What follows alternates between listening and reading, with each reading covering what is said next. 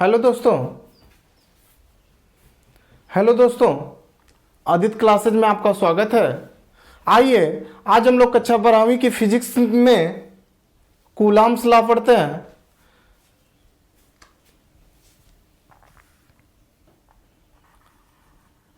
Coulomb का नियम, जिसको इंग्लिश में हम लोग बोलते हैं कूलाम्स लॉ।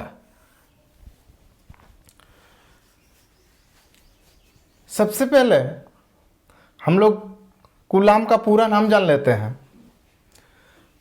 कूलाम का पूरा नाम चार्ल्स आंगस्टीन डे कूलाम है। कूलाम का पूरा नाम चार्ल्स आंगस्टीन डे कूलाम है, जिनका जन्म 1736 ईस्वी तथा उनकी मृत्यु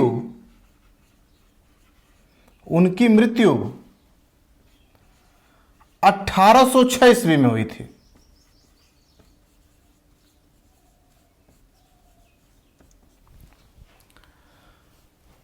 इनका जन्म 1736 ईस्वी में है, जबकि उनका मृत्यु 1806 ईस्वी में हुई थी। ये फ्रांस के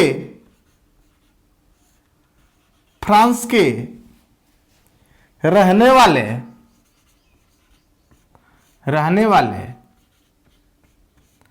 वैज्ञानिक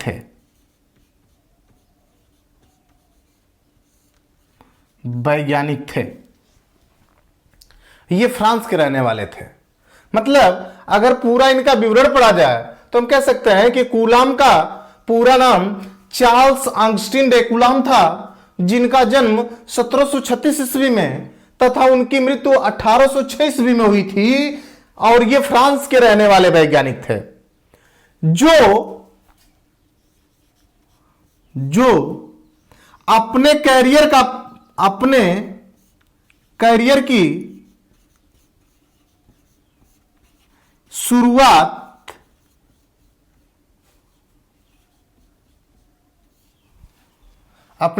की शुरुआत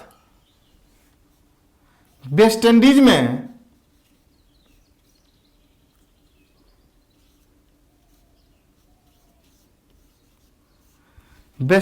में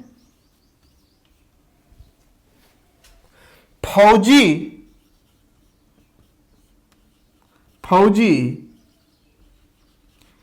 इंजीनियर के रूप में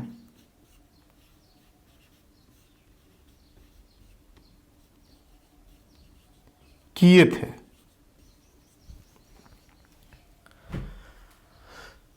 कूलाम का पूरा नाम चार्ल्स आंगस्टीन डे कूलाम था, जिनका जन्म 1736 ईस्वी में तथा उनकी मृत्यु 1806 ईस्वी में हुई थी। वो फ्रांस के रहने वाले वैज्ञानिक थे जो अपने करियर की शुरुआत वेस्ट इंडीज में फौजी इंजीनियर के रूप में किए थे, और 1776 ईस्वी में ये पेरिस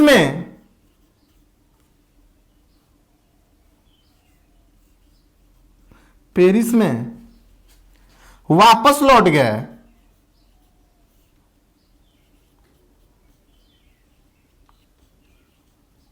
और एक छोटी सी संपत्ति के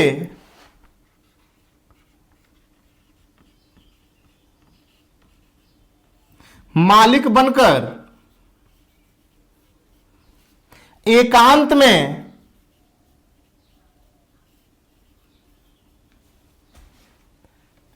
में भौतिक विज्ञान पर रिसर्च करने लगे।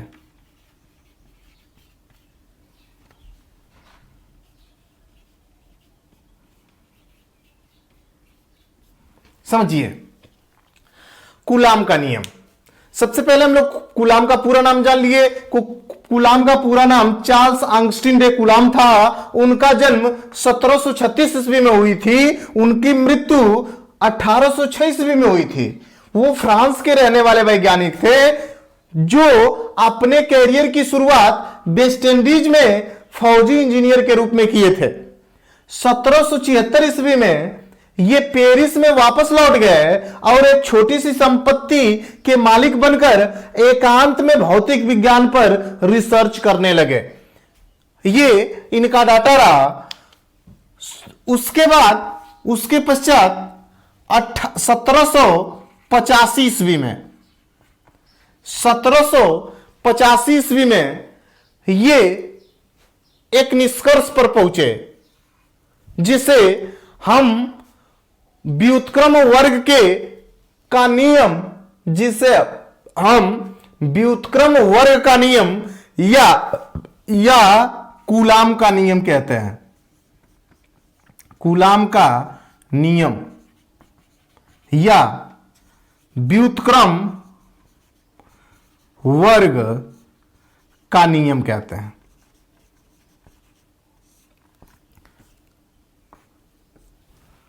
मतलब अगर समझा जाए तो ये 1785 ईस्वी में कूलाम का नियम या उसी को व्युत्क्रम वर्ग का नियम भी कहते हैं। इसकी निष्पत्ति पर कूलाम ने सन 1785 ईस्वी में पहुंचा। अच्छा, इसके विवरण को तो हम लोग पढ़ लिए। आइए अब हम लोग इसके बारे में जानते हैं कि कूलाम ने जो व्युत्क्रम वर्ग के नियम की निष्पत्ति किया उसमें उन्होंने क्या बताया। आइए समझते हैं।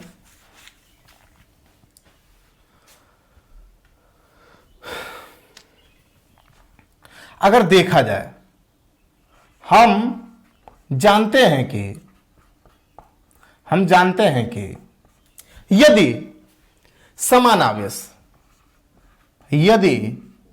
समान दो आवेश हों, यदि समान दो आवेश हों तो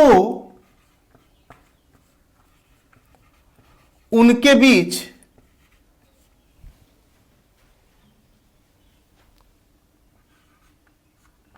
प्रतिकर्षण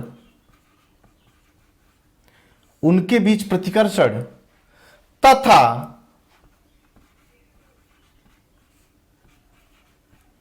विपरीत दो आवेशों के बीच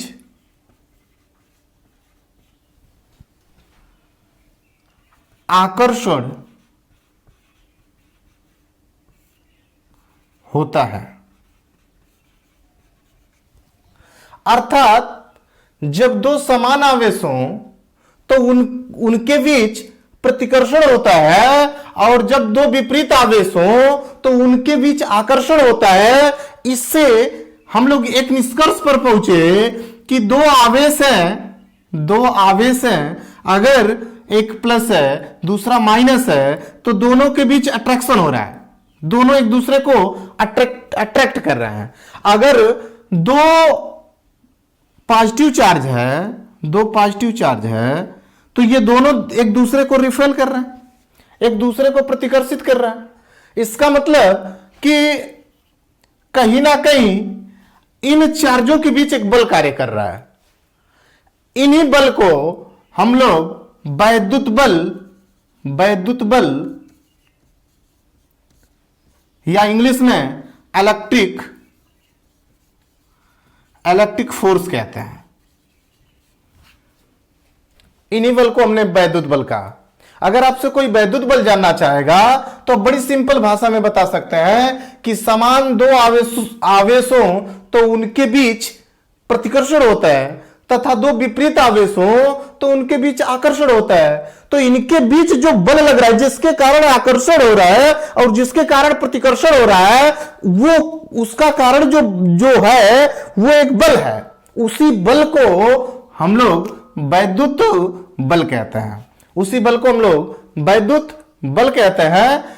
तो वैद्युत बल से संबंधित कूलाम ने अपना नियम दिया। आइए हम लोग उनके नियम को पढ़ते हैं। कूलाम का नियम क्या है? कूलाम ने क्या कहा? कूलाम ने कहा कि दो बिंदु आवेश हो। कूलाम ने यही कहा कि अगर दो बिंदु आवेश हो, एक बिंदु आवेश को आप Q1 मान लीजिए और दूसरे बिंदु आवेश को Q2 मान लीजिए। ये दो बिंदु आवेश हैं और दोनों बिंदु आवेशों के बीच की दूरी R हो। यदि दो बिंदु आवेश हो, एक Q1 हो और दूसरा Q2 हो और इनके बीच की दूरी R हो, तो कूलाम ने हमको बताया, आपको भी बताया। आइए देखते हैं क्या बताया। कहा कि F is proportional to, F मतलब इलेक्ट्रिक फोर्स, Q1 Q2, और इन्होंने कहा F is proportional to 1/r²। इन्होंने यह भी कहा कि F is proportional to Q1 Q2 upon r²। और इन्होंने यह भी बताया कि इसको हटा के कांस्टेंट लगा लीजिए, जिसको हमने कैपिटल K कह लिया। Capital K Q1 Q2 upon r², ये कहा। अच्छा, इसका सेंस समझिए। ये क्या कहा?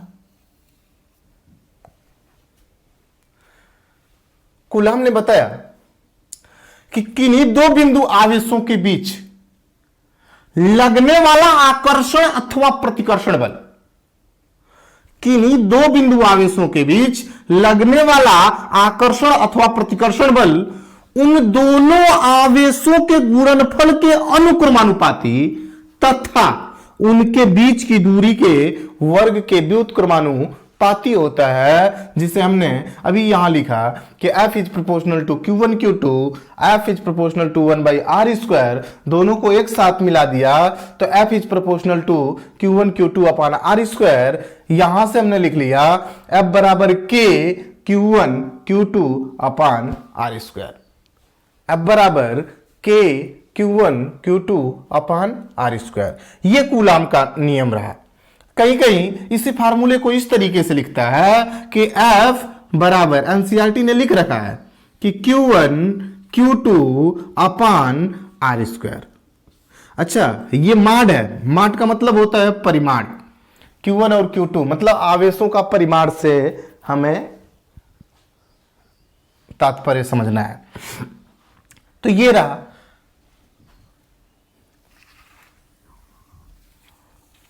अर्थात हम क्या कहेंगे? कहेंगे कूलाम का नियम कैसे कहेंगे? कहेंगे दो स्थिर बिंदु आवेशों के बीच लगने वाला आकर्षण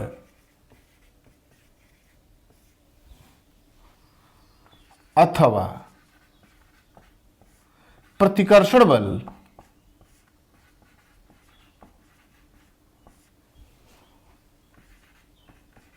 आकर्षण अथवा प्रतिकर्षण बल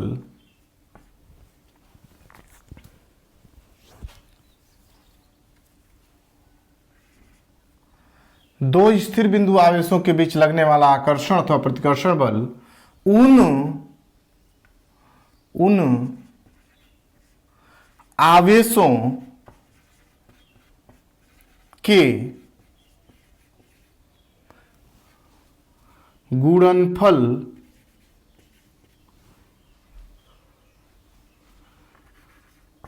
के अनुक्रमानुपाती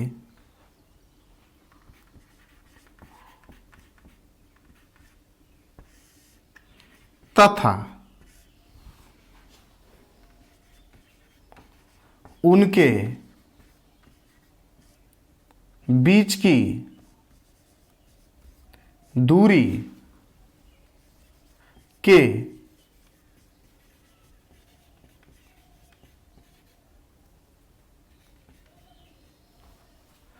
व्युत्क्रमानुपाती होता है। F is proportional to Q1 Q2, F is proportional to 1 by R square, F is proportional to Q1 Q2 upon R square, F is proportional को हटा के यहाँ एक कांस्टेंट लगा दीजिए, Q1 Q2 upon R square। अच्छा, जहां Q1 Q2 बिंदु आवेश है, बिंदु आवेश, R आवेशों के बीच की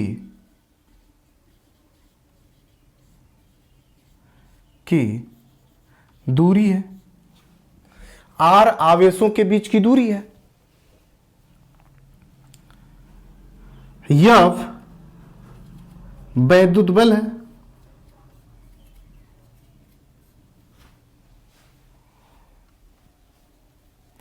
K नियतांक है।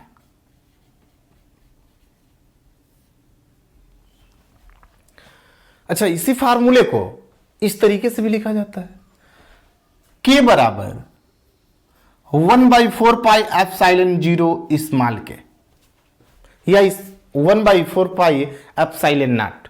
अगर इसको लिखना चाहें तो लिख सकते हैं कि F बराबर K Q1 Q2 अपन R स्क्वायर, तो K की जगह पे उसका मान रखिए, F बराबर 1/4 पाई एप्सिलॉन नॉट इस इंटू स्मॉल के Q1 Q2 अपन R स्क्वायर। यह भी होता है जहां एप्सिलॉन नॉट निर्वात की विद्युतशीलता है,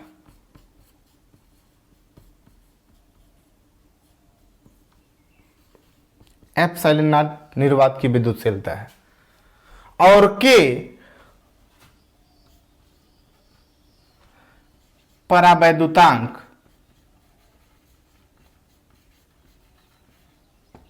माध्यम है।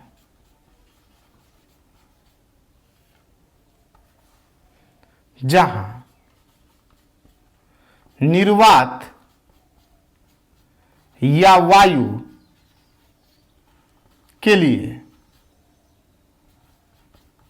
K का मान एक होता है, तो ये फार्मूला कन्वर्ट हो जाता है F बराबर 1/4 पाई एप्सिलॉन नॉट, इसका मान एक हो गया, तो Q1 Q2 अपान R स्क्वायर, ये फार्मूला इस रूप में हो जाता है।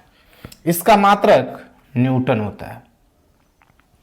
हम लोगों ने निष्कर्ष निकाल लिया था F बराबर 1/4 pi epsilon not Q1 Q2 upon R square, ये डाटा हम लोगों ने निकाल लिया था।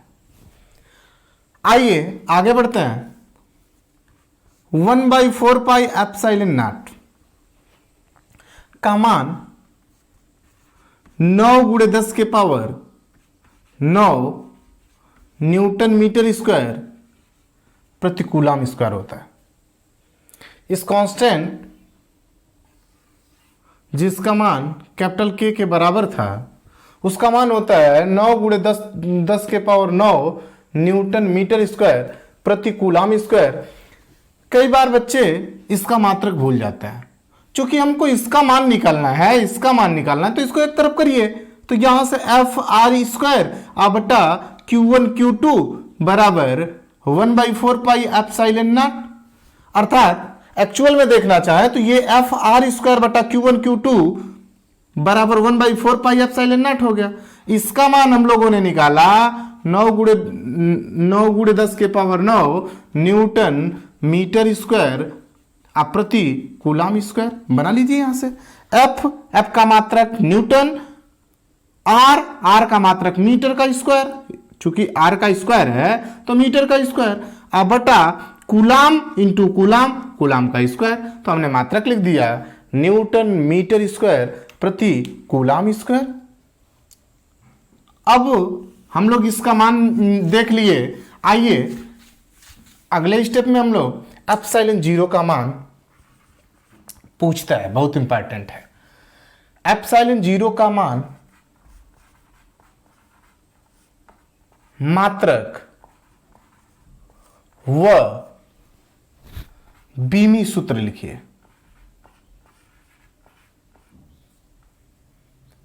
बीमी सूत्र लिखिए।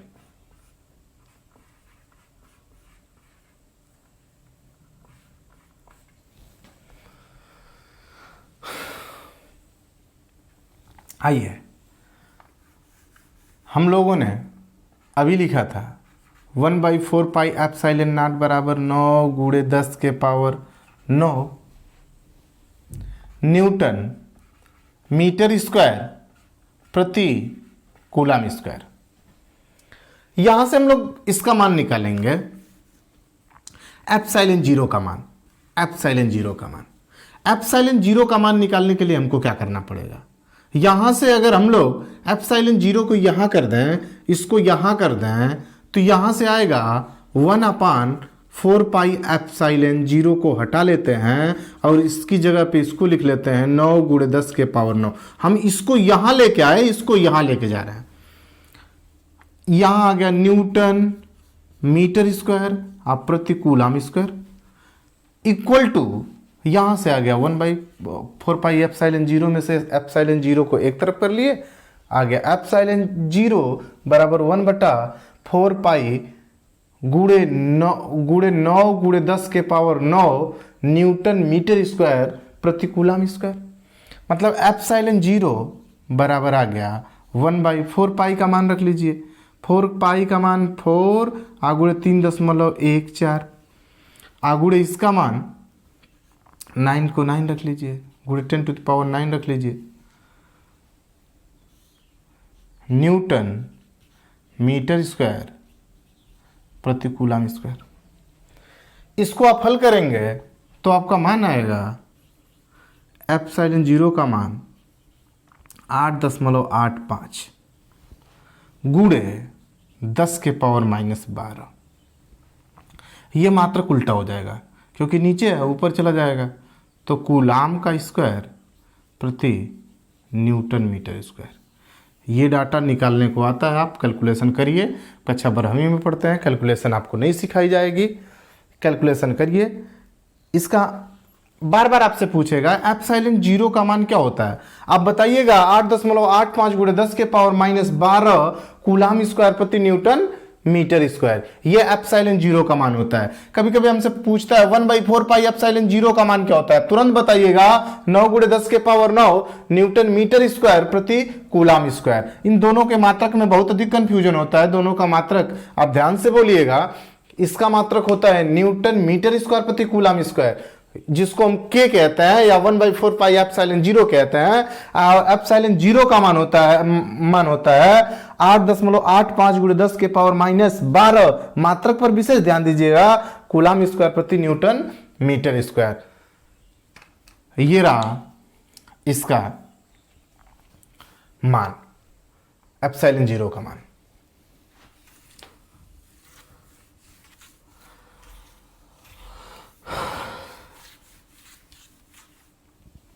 इसका मात्रक निकाल लीजिए, एप्सिलॉन जीरो का मात्रक।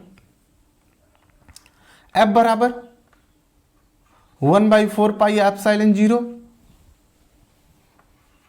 Q1 Q2 upon R square. हमको एप्सिलॉन जीरो का मात्रक लिखना है, इसको इधर कर लीजिए।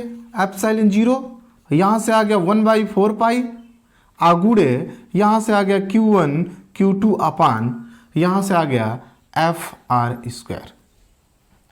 अच्छा, कांस्टेंट का तो कोई मात्रक होगा नहीं, इसको समाप्त करिए, यहां से आपको Q1 Q2 मिलेगा, तो Q1 का भी मात्रक कूलाम और Q2 का भी मात्रक कूलाम, तो हम इसको लिख लें कूलाम का स्क्वायर, कूलाम गुणे कूलाम, कूलाम का स्क्वायर बटा नीचे लिख लिया जाए ये F मतलब न्यूटन, तो हमने लिख लिया न्यूटन, R मतलब मीटर, तो मीटर का स्क्वायर, कूलाम प्रति newton metre square. Epsilon zero का मान है, एप्सिलॉन जीरो का मान क्या होता है, कूलाम प्रति न्यूटन मीटर स्क्वायर, ये एप्सिलॉन जीरो का मान है।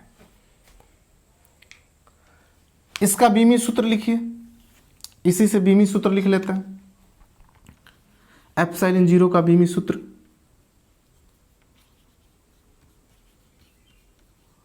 बीमी सूत्र, अच्छा देखिए 1/4 एप्सिलॉन जीरो का बीमी सूत्र तो होता नहीं, 1/4 का बीमी सूत्र तो होता नहीं है। बीमी सूत्र आपका होगा Q का, तो Q बराबर आपने सीखा था Q बराबर आई टी, चूंकि Q बराबर आई टी, तो I का आप जानते हैं A और T का जानते हैं T, मतलब Q का निकल के आ गया A T, Q का बीमी सूत्र हो गया A T। तो यहां से अगर लिखें तो हम लिखेंगे A T आगुड़े A T बटा F को लिखा जाए तो F बराबर होता है M इंटू A। M को देखा जाए, M एक द्रव्यमान है, द्रव्यमान का बीमी सूत्र M होता है, और A एक्सेलरेशन है, त्वरण है, त्वरण का बीमी सूत्र होता है LT पर -2, LT पर -2, तो पूरा मिला के हो गया MLT पर -2, यहां से बीमी सूत्र मिल गया MLT पर -2। अगर एप्सिलॉन जीरो का बीमी सूत्र देखा जाए तो ध्यान से देखिए, इसका मात्रक हम लोग लिख लिए बीमी सूत्र MLT पर -2 आगुड़े R को देखा जाए तो R आवेशों के बीच की दूरी है, इसका मतलब हम L की बात करना चाहते हैं, L स्क्वायर हो गया, यहां से इसको ऊपर लेके जाइए, यहां से A स्क्वायर हो गया, T स्क्वायर हो गया, M को ऊपर लेके जाइए, M पर -1 हो गया, L को ऊपर लेके जाइए, L यहां एक घात, दो घात यहां, L पर 3 घात, -3 घात हो गया। T इधर माइनस है, ऊपर जाएगा तो प्लस हो जाएगा, मतलब T स्क्वायर आएगा। यहां से देखिए एक स्टेप और बढ़ा देते हैं, तो A स्क्वायर T पर ये T का ये T पर 4 घात, M पर -1 और L पर -3, ये इसका बीमी सूत्र है। अगर इसका बीमी मात्रक लिखने को कहते हैं आपसे तो आप लिख सकते हैं, ऐसे लिख सकते हैं, इसको लिखेंगे एम्पियर स्क्वायर, T मतलब सेकेंड पर 4 घात, माइनस लगा इसका मतलब अपान होगा, M है मतलब किलोग्राम होगा, L है इसका मतलब मीटर होगा, मीटर पर 3 घात होगा। ये इसका बीमी मात्रक है, ये इसका बीमी मात्रक है। इस तरीके से हम लोगों ने एप्सिलॉन जीरो का मान भी देख लिया, एप्सिलॉन जीरो का मात्रक भी देख लिया, एप्सिलॉन जीरो का बीमी सूत्र भी देख लिया, एप्सिलॉन जीरो का बीमी मात्रक देख लिया। आइए हम लोग कूलाम के नियम से संबंधित कुछ क्वेश्चन हल करते हैं। ये आंकिक क्वेश्चन कह रहा है कि दो प्रोटॉनों के मध्य लगने वाला प्रतिकर्षण बल की गणना कीजिए। कह रहा है कि जबकि उनके बीच की दूरी इतना है, 4 × 10⁻⁻15 मीटर है। इसका मतलब कि प्रोटॉन के बीच लगने वाला प्रतिकर्षण बल की गणना करना है। तो प्रतिकर्षण बल से आप समझते हैं कि दो समान आवेश होंगे, दो समान आवेश होंगे तभी उनके बीच प्रतिकर्षण बल लग सकता है। तो आइए हम लोग देखते हैं दो प्रोटॉन, अच्छा प्रोटॉन का चार्ज देख लिया जाए, प्रोटॉन का चार्ज देख लिया जाए। तो प्रोटॉन का जो चार्ज होता है उसका मान होता है, प्रोटॉन का जो चार्ज होता है और जो इलेक्ट्रॉन का चार्ज होता है, दोनों का चार्ज समान होता है 1.6 × 10⁻⁻19 कूलम, इतना होता है। तो कह रहा है 2 प्रोटॉन है, इसका मतलब ये बात करना चाहता है Q1 का और Q2 का। कह रहा है दोनों प्रोटॉन ही है, इसका मतलब इनको अगर लिखना चाहें तो लिख सकते हैं Q1 और Q2 बराबर QP, दोनों प्रोटॉन है। और QP बराबर लिख लें तो 1.6 गुणे 10 to the power minus 19 coulomb. कह रहा उनके बीच की दूरी R बराबर दिया हमको 4 गुणे 10 के पावर माइनस 15 मीटर। समझिए बात को, हमको चार्ज दे दिया, उनके बीच की दूरी दे दिया। चूंकि हम लोग के बराबर पढ़े थे कि 9 गुणे 10 के पावर 9 न्यूटन मीटर स्क्वायर प्रति कूलाम स्क्वायर, इतना पढ़े थे। अच्छा, इसी को हम लोग 1/4 पाई एप्सिलॉन 0 भी पढ़े थे। तो आइए फार्मूला लगा लेते हैं।